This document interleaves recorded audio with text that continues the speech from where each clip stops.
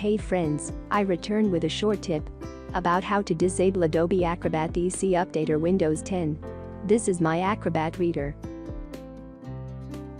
Click on the File Manager.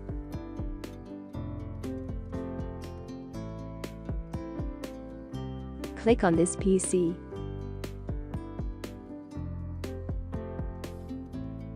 And collapse the menu.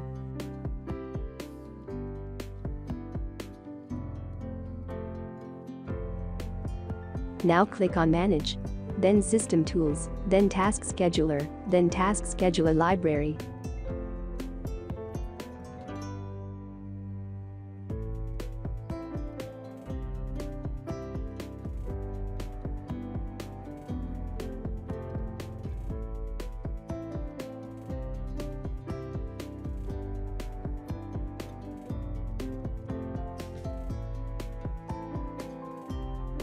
Right-click on Adobe Acrobat and Disable. Thanks for watching.